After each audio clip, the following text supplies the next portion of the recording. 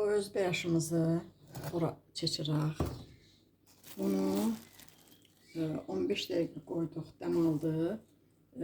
Altını az xoddan yandırırıq, altına dəmir qoyuruq. Bu dəm alsın deyə. 15 dəqiqə qaynadı, pişdi. Paçetini götürürük üstün. Bunu alt üstünə qarışdırıb bir də qoyuruq.